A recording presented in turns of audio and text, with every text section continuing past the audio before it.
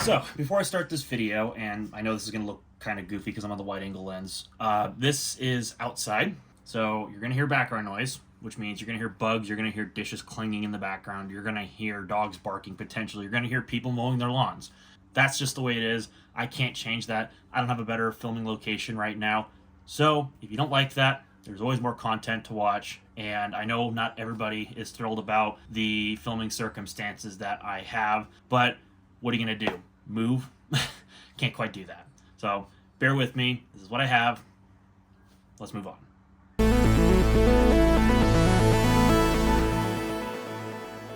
So as I showed at the start of the video, this is an HP Z6 workstation.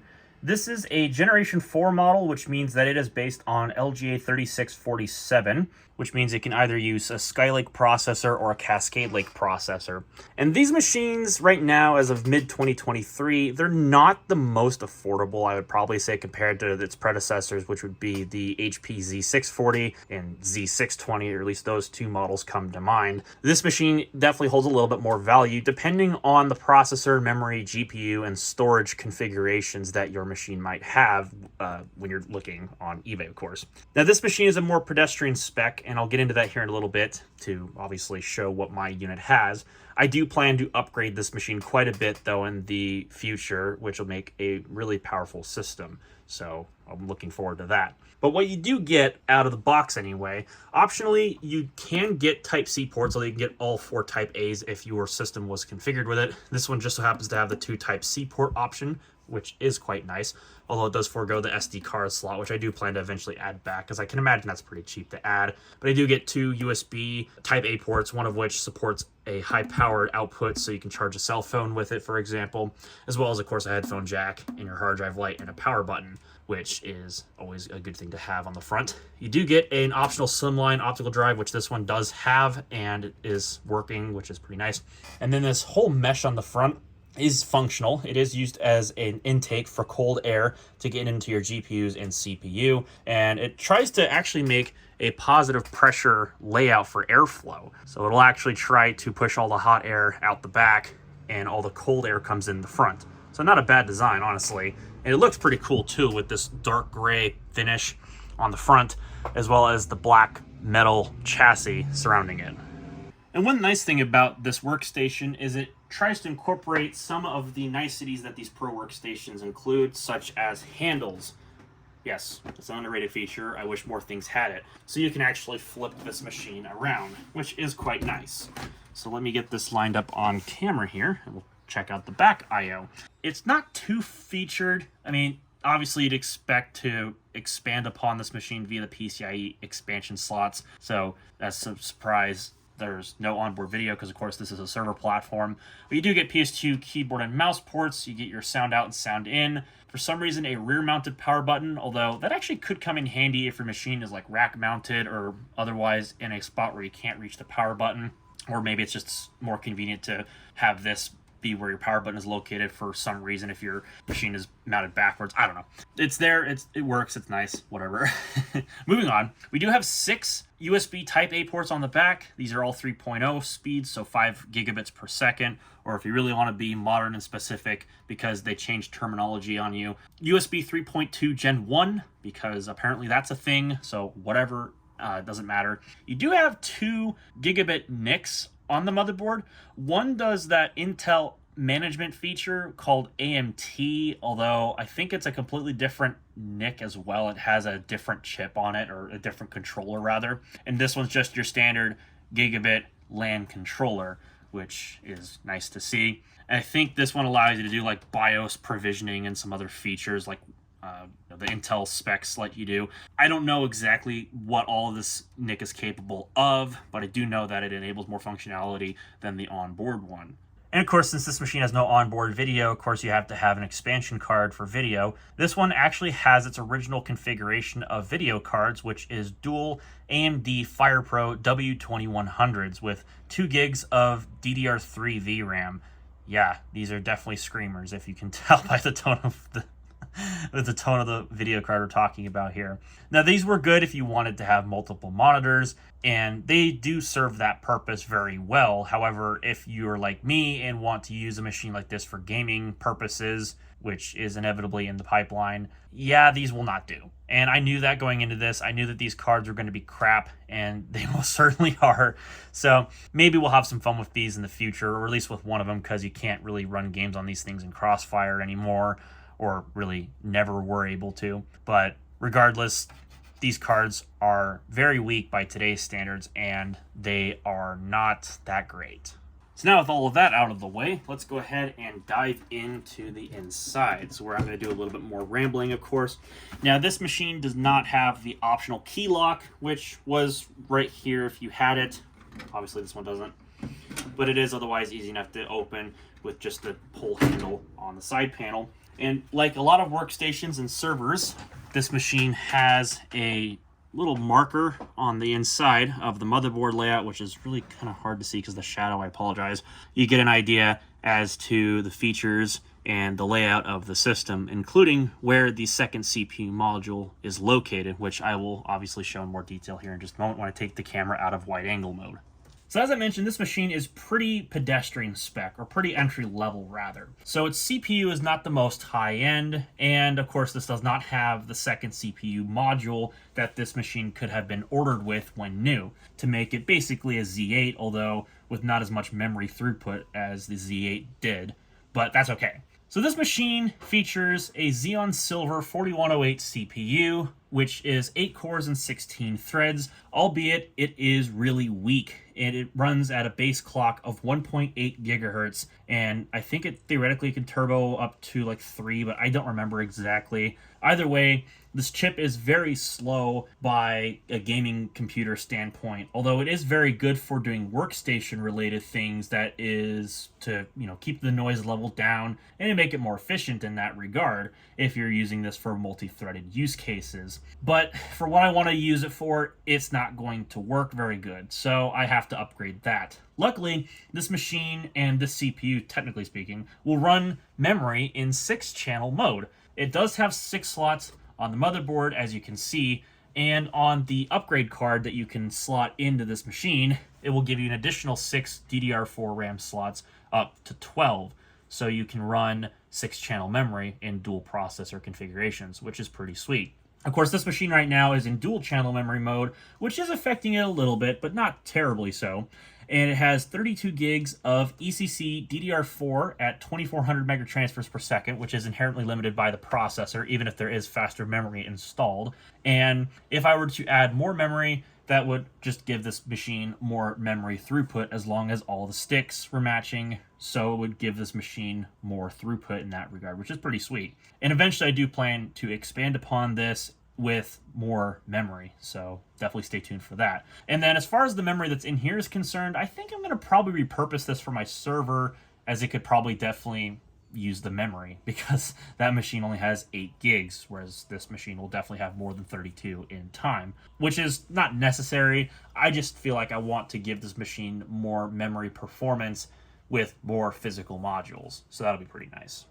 So there is the cover for the second physical processor that would plug into the motherboard. And one thing I believe you have to do on these, if you have the second processor and enough memory modules installed, you have to plug in a fan for the RAM, and that connector just so happens to live up there on the motherboard. I'll have to figure out how that works, so that way I don't make this thing angry when I go to install the second processor and more memory in due time. But obviously that should be pretty easy to acquire, because these machines are pretty, well, high-end workstations. I would think that there would be parts available for them. One thing that's interesting, I also noticed this too, there is a connector on the motherboard that says network. I'm not sure what that does. I'm not sure if that's an additional NIC that you plug into that proprietary connector. Well, maybe it's not even proprietary, it looks like it. I'm not sure exactly what it does. Of course, as I mentioned, this machine has dual AMD FirePro W2100 video cards, which are definitely on the lower end of things. In fact, I think on the data sheet for this machine, the FirePro W2100 was the entry-level display card that you could pick up with this machine. That speaks a lot about its performance these days, and especially back then. So these are going to inevitably be swapped out in the future, and I may use this machine, if it actually works out, as a sort of older graphics card test bench computer. The CPU I plan to get is hopefully going to have more single-threaded performance to allow for that to be the case. And then, of course, it's PCIe 3.0, and it's got two physical PCIe power lines coming from the power supply. These are both 6+2 connections that are accessible, and it should have quite a bit of 12-volt capacity to support a high-end graphics card.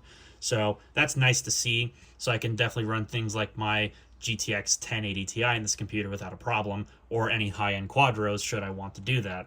Yeah, the feature is there, which is pretty nice. And probably inevitably in time, this may become a server replacement for me. I don't actually know yet. My use case for this machine has yet to be fully determined. That'll come later with the upgrades. But it actually also, inside of here, where those PCIe graphics card connectors are kind of plugged into, which is actually kind of a cool thing to do for cable management sake. There's also an intake fan that blows cold air across and creates more positive airflow, which is pretty nice. There's also another fan here, which acts as a RAM fan, although I'm not entirely sure if that's its intended purpose or if that's just there to help with circulating air through the hard drives if you had any through there, although I suppose it does serve double duty. Of course, there is the CPU fan, which has its own grate over it, and a pretty massive heatsink, although that is not uncommon for LGA 3647 CPUs to have a massive heatsink on them. And because, of course, this is LGA 3647, this machine has quite the bizarre mounting system for the processor. And I believe how this works is you have to mount the processor to the heatsink first before mounting it to the motherboard. And then when you go to mount it to the motherboard, it has to be mounted with a specific amount of pressure to make proper contact with all the pins because there's so many of them. It's kind of a weird setup, but I'll definitely learn that in time. Although before I upgrade the processor, I definitely need to get one of these Torx T30 screwdrivers, and I'm going to get a dedicated one so that way I can do this properly when I go to upgrade this machine to a higher end CPU. Of course, there are a couple of 5.25-inch bays that you can access in the system, and there are some additional power connections provided by HP up here. And of course, the machine has a couple of wires running to the front panel to accommodate things like your USB-C, your SD card reader, and the power button. So that way you have those features. Although one thing that is for sure, that power supply is gargantuan. Like, I know that this is common for a high output power supply, but like, God, this thing is huge. It like runs half the length of the case, maybe more than half the length of the case. It's just crazy. Although it's, like I said, not unexpected. I mean, this machine, if I look over here, let me see if I can zoom into this a little bit. Sorry about my chair. You can see that little HP label where it says 100 to 127 volts and 200 to 240 volts is concerned. Look at the current rating. That is 12 amps on 120 volts. That makes this thing like a 1400 watt power supply, which is just ridiculous. But it is necessary because you can put in some really high-end processors into the system. And I mean processors, because again, two of them. And you have the high output for power going to the GPU, plus your storage, plus whatever expansion bays you have in there, anything else in the PCIe slots. So yeah, this machine has the capability to go absolutely hog wild with era-appropriate upgrades. So eventually in time, I would love to do the second processor upgrade, which is also going to mean I can put more RAM in, although it is still going to be 6-channel, but still. And this machine is going to become quite the beast indeed. I don't know how long it'll be relevant, I mean, at least as far as Windows 11 official support is concerned, but at least as of right now, this machine is still definitely capable of quite a lot. Now, I'll do a more comprehensive series of videos in the future documenting the upgrades and, of course, testing GPUs with this machine, but I'll give it a little demo today just so you can see it running, and we'll check it out for just a moment before I wrap this video up.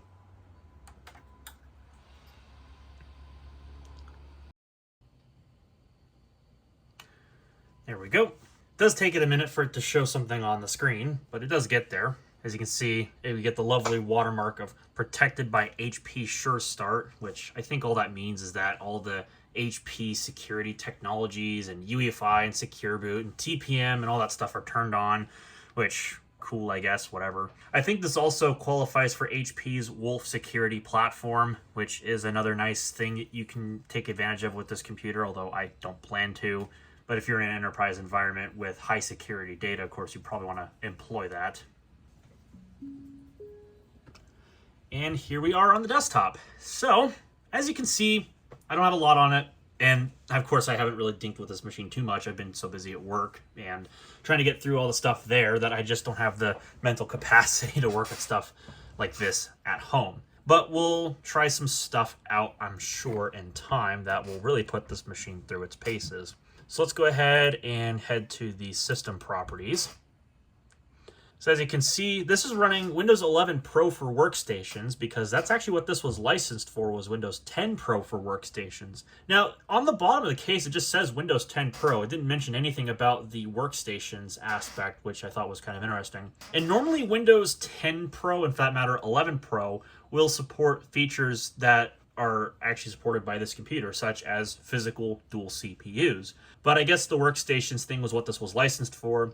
And really the big differences with Pro for workstations compared to regular Pro is you get access to the resilient file system, or ReFS as it's called, and there's some other features that I'll put on screen that separate the two versions, which I don't think is all encompassing, but it does mention some of the more major things that are different between the two. Stuff that I don't think I'll ever take advantage of, so whatever. But it's nice to see that I can with this computer. As you can see, it does see all the RAM and the CPU. And as I mentioned, this processor, it does have 8 cores and 16 threads, but it is just not a speed demon at all. This was a chip that was centered around efficiency and cool operation rather than top-end performance. And even as you can see here, it's idling below 1 gigahertz when not doing anything, which is definitely unusual for a modern processor to even hit that low of a speed without hitting like a lot of background tasks or whatever. Now this would be good for something running virtual machines, or to run something, like I said, that spans across multiple threads, that doesn't require a lot of clock speed to run, something that's compute heavy or something like that. I don't know. Of course, you'd want high-end GPUs if you were going to do that sort of thing too, but this is, of course, a entry-level spec. So the Fire Pros are what we have. And they do pick up just fine under Windows 11. Now, this is running the newest AMD software that these will run, which came out in July of 2021, as you can see. These are old GCN cards. I think they're based on the Oland architecture, which means that these, I think, are GCN 1. So they're really old by today's standards. So the fact that they still support this OS is kind of a miracle. Although I suppose you could probably hack on those, I think they're called Nemes drivers, and so they give you newer driver support. So maybe that could be something to explore in a future video if we wanted to take a look at least one of these GPUs. That could be interesting content. As they stand now, though, they are really low end, so there's nothing really to speak about here. As a matter of fact, actually, we could run the Passmark performance test, and we can run through some of the GPU tests there, and it'll give you a bit of an idea as to what to expect. So as you can see here, I mean, it's going to run this part of it just fine. This is a very simple to run test for 3D to make sure that the GPUs are working. It does properly detect that there are 2 GPUs in this computer, but that doesn't really say a whole heck of a lot. So let's go ahead and run the 3D tests. Now this actually, oh, okay. Now, one thing that's nice is these GPUs do support DirectX 12, although they are feature level 11_1. So trying to run modern games on these is going to basically be impossible, because if anything requires feature level 12_0, which a lot of newer games do, these will not start them. And even still, I mean, these drivers are ancient. They're the AMD Radeon Pro drivers, so they're not really going to get us very far. So I can imagine Nemes drivers are going to be what saves the day with these cards, to a certain extent, of course. So let's go ahead and try this again, running the 3D tests, and you'll see just how underpowered they really are. Now, keep in mind, this is one FirePro W2100 running right now. As far as I know, you cannot use both GPUs for this sort of workload. I could be wrong. There might be a toggle switch somewhere where you can enable dual GPU operation for renders, but maybe that might just be in productivity software like Blender. So they're not very useful here for a gaming type of scenario like what this is. And as you can see, one FirePro W2100 is just not cutting the mustard very well. Ooh! Yeah, that was pretty bad. Very slow. And we got a 3D graphics mark of 864. Yeah, not very impressive. It's not a gaming card. It was never meant to be a gaming card. This is basically a display output, an adapter card. So it's about what you expect, and it does the 2D stuff just fine. 3D stuff, it'll at least start, but it's not amazing, and yeah, it doesn't even handle the Windows 11 GUI all that well. So that's not to be unexpected, really. But let me see if I can load up a game real quick. I'll just probably try golf with your friends, and like I said, I'll do a more thorough gaming test later. Alright, I got my external games drive plugged in, and as you can see, this card actually has the capability of being overclocked, and yes, I have played around with that, and it is functional, so maybe I'll save that for that video. But anyways, let's go ahead and load in, and I won't make you sit through an entire game, but at least start up a match, and you'll see this is definitely by no means a gaming computer. This also has the weird AMD thing where the screen would flicker to a shade of colors that's like, or a palette of colors that's not correct at all. And I know that they used to do this, and there used to be problems with certain games where if you went full screen, they're all blue. Yeah, this definitely exhibits that. If you, for example, Alt-Tab, you can see that flicker of blue for just a moment. It's gross. I don't like it. But anyways, let's see. Our settings are currently at 1600 by 900. And I have ultra textures, and I think everything else was the low preset. I think I was goofing around with it a little bit. Oh yeah, I was goofing around with it a little bit. So yeah, I usually try to run ultra textures where possible. It just looks a lot nicer that way. But everything else is set to low. And then if I go to, for example, we'll use the escapists for this test. Of course, VSync's enabled, so this isn't really going to be a thorough test at the moment, but maybe I'll turn VSync off here once it loads. But for a game like this, it's totally playable. It works just fine. Of course, you'd expect that to be the case. This is an esports game. More casual, easy to run. I forgot how good these speakers sounded, really. But you can see the GPU usage with 60 FPS is below 50%, which is not amazing, but hey, it's still got a lot of headroom. So now if we go in and we turn VSync off, you can see that card is able to get 150 something FPS. So not bad. And the input's actually not terrible too, although this 60 Hz screen isn't helping with screen tearing, but what are you gonna do, right?